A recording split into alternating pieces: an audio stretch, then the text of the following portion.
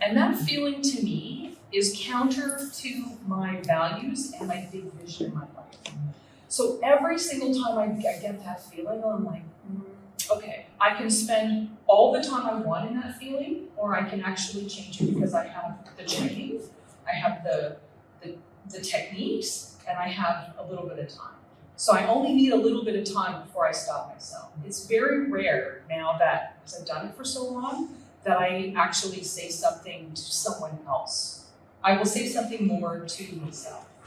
I don't consider that to be better. I just still consider it to be like poisonous for my body, right? Because we saw the red light, the jagged. That's what's going on inside all of our bodies when we're feeling. So most of the time, I'll think about it like, what's the outcome that I want right now? What am I feeling? What's the outcome that I want? If I'm feeling something that isn't matching the outcome that I want, then I have to readjust. And trust me, it doesn't really, sometimes I just have to leave the room. Sometimes I just have to leave the room. So usually what I do is I check to see what my breathing is doing. And here's the magic thing that's actually not part of my slides. If you're stressed out, there are 2 things that you can do instantly to eliminate stress. I've never seen anyone not be able to do this. Get into the present moment, regulate your breathing. If you can get your regulation of your breath, usually we're going to be doing this today. We're going to be breathing a little bit with our diaphragms. If we can get fully into the present moment in a non-emergency, no fire, no volcano, you cannot be stressed. Right? And you're hanging out with some really nice people. I'm breathing with my diaphragm, no stress, can't do it. So the only time that you can spin yourself out is when you get into the future or you get into the past, and then your regulation is just gone. It's gone. And so we can practice that anytime we want. So the more that we practice that, the more it becomes automatic, and the less time that we have to be in those stress states. And guess what? That leaves me with way more time that I can do fun things. Instead of calling my friends, say, you won't believe what Tanisha said to me. The will, the power of attorney, oh my God, it's all that. So we're just gonna get a little bit of ice, and I'm gonna show you something. And we learn all these things, and it's all really nice. It's all nice, and it's all very useful, and it's really interesting that you're saying all these things, but that's okay, we can do that too, we can have it, we can do it. But how do we actually put this into practice? How do we put this into practice? So some of you may not know, who's cold showers? Raise your hand. I'll go from the steam. Yeah, okay. Easier that way. So, thank you. So some of you don't, I know that Terry knows, I'm a Wim Hof method instructor. I've been teaching breathing in cold for over 7 years. I've traveled internationally, speaking with leaders on how to self-regulate using things just like this, like cold water and breathing. And so we're gonna do some breathing in a minute. Okay, that's all we need for now. So usually this is a very unsettling, noxious experience. And because I've had so much training, not only training my breathing, but training my mind, training my body, training how I want to make a decision about something. This is probably close to 5 Celsius. I should turn the music on. Yeah.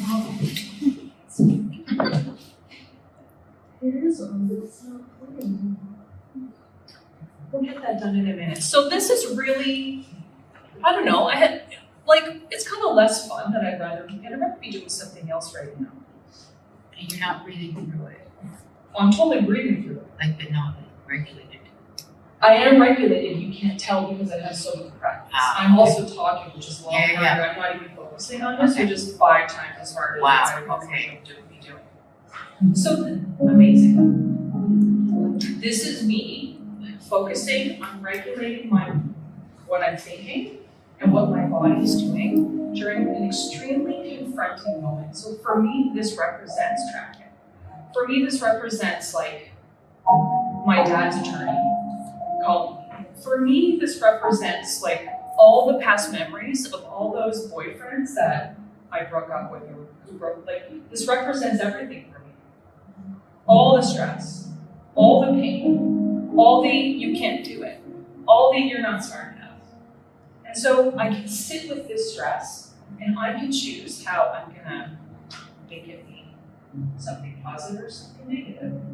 So we've been able to breathe and we've been able to talk about changing our mind, but there's really no way in getting away from something like this. This is really the test of how we want to practice, how to stimulate, and to really kind of poke at those systems that we were just talking about. The most important thing I want to say about a stressful moment is right now.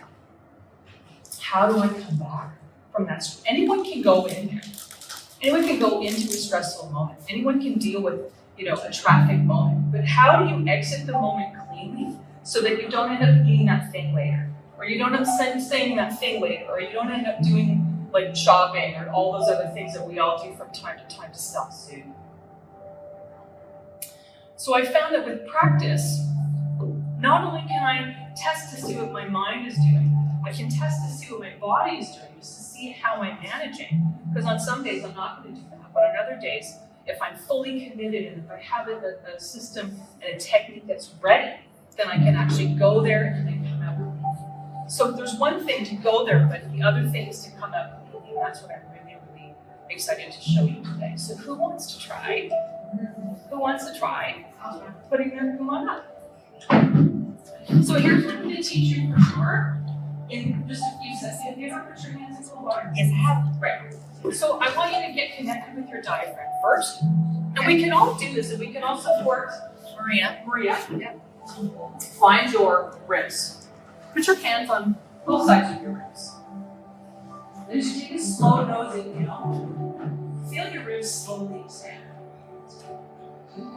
And as you exhale out your mouth, feel your ribs come back to where they were. And as we continue to breathe through our diaphragm, whenever you're ready, okay, you can put both your hands in the water. Okay. Is that it? Both hands? Yeah, both hands. Okay. Yeah, whenever I you're might ready, ask them each you one. can breathe in Yeah, through your nose. Yep. And you can breathe out your mouth. Just breathe. And with your mind, you find that happy place. It's hurting. Yeah, it's cold. Tell me the word that's coming to your mind right now. Pain. And what else? Pain. Through the nose. A long mouth exhale. And we're all going to do it. Breathing through your nose, everyone. Let's help Marie. A long exhale. So now I want you to relax your shoulders, relax your jaw. Yeah. And can I take my hands out? Sure can. Amazing. 43 seconds.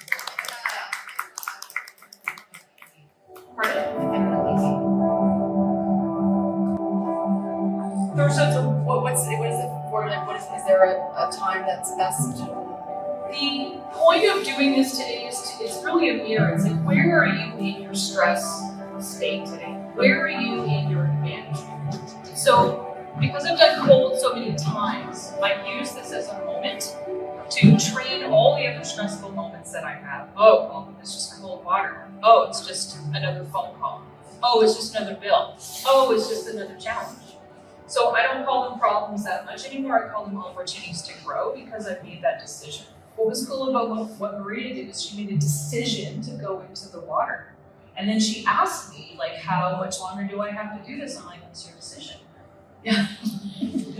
No, but that's interesting because you would have said, like, why don't you stick it out a little bit longer? I'd be like, okay. So it's the same as like when we do the cold plunges, right? Yeah. I can do a 2-minute cold plunge, but interestingly enough, what I can't put into the cold water are my hands. Yeah. Until today. So all of a sudden, I'm always in the hands. So I can do 2 minutes, but I tend to breathe through that pain, and it's it's just the pain. So if you would have told me stick it out, I would have continued going down that road. So how do you what's the advice to get yourself kind of through that? Because normally when we do the cold plunge in front, I love that question. So when we decide to go in, we want to decide that we get to do this, not that we have to. practice. Right? And so there's no forcing ever. Kind of the cool thing about a stressful moment like this, or a cold or ice bath, for example, is, and how I coach people through these moments is, my role is to support you to get to that calm moment in the water.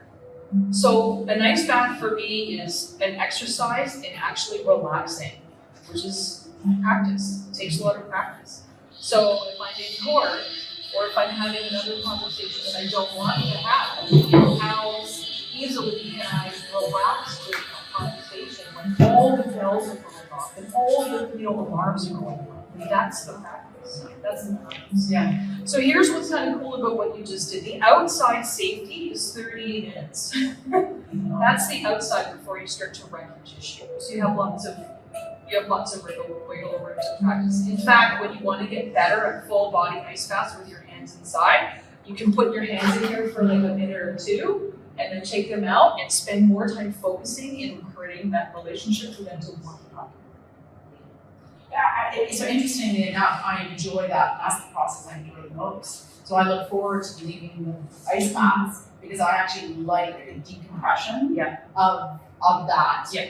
Right? Even if you're having tea, like you can feel the warmth and the coldness of the outside of your body and the warmth inside. Mm-hmm. I like that process, which I look forward to, which is why I kind of stays out of time.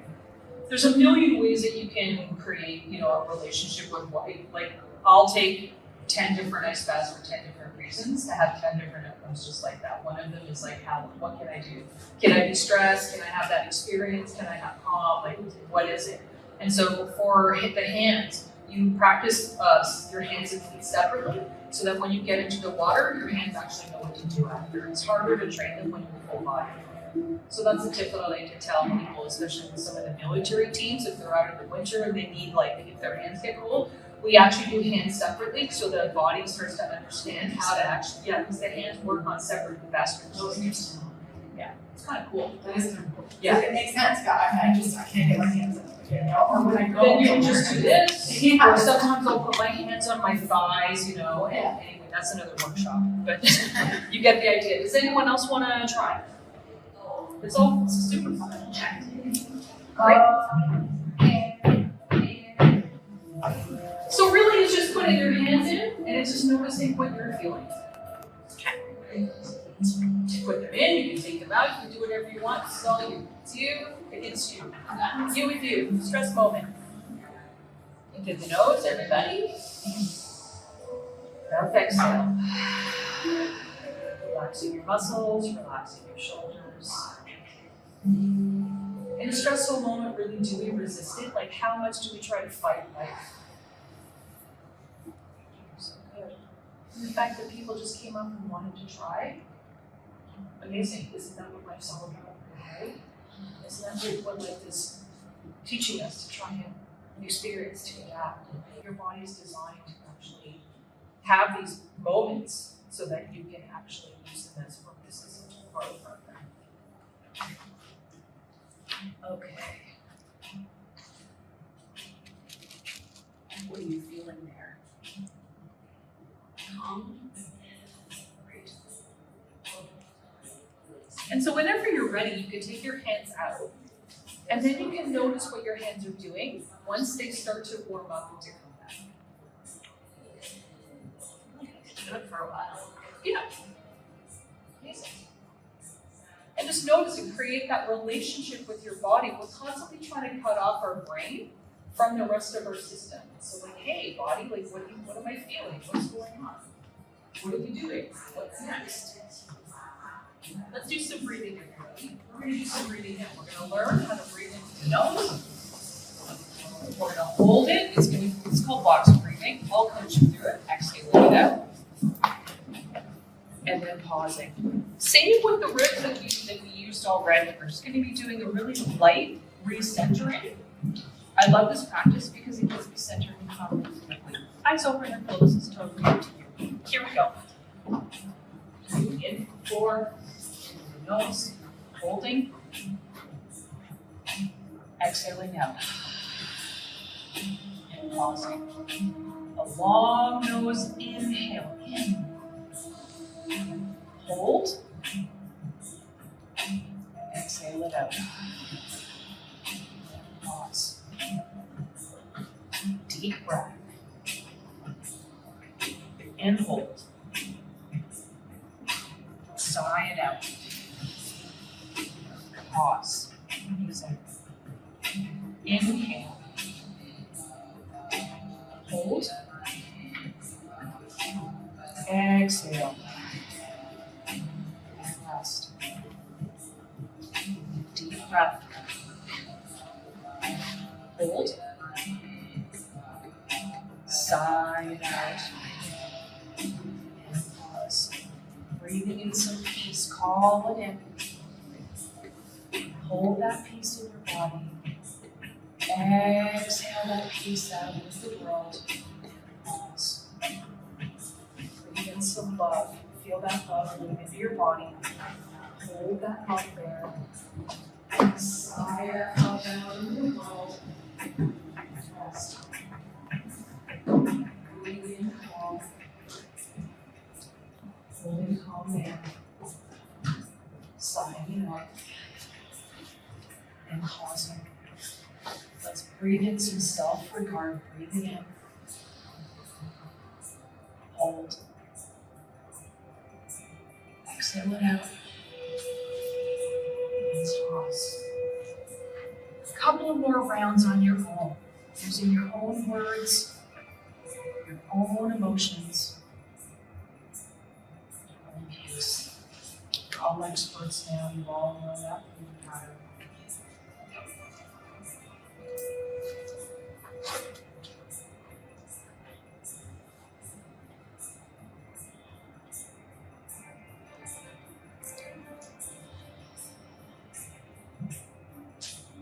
Final round, final inhale, final hold, final exhale, and pause. Just close your eyes for 1 minute. Your eyes, just connecting to that beautiful bright light inside of you. A grounding breath practice like this before you go to the dentist or have a tough conversation or talk to someone that's younger that lives in your home, maybe serving you a small nibble.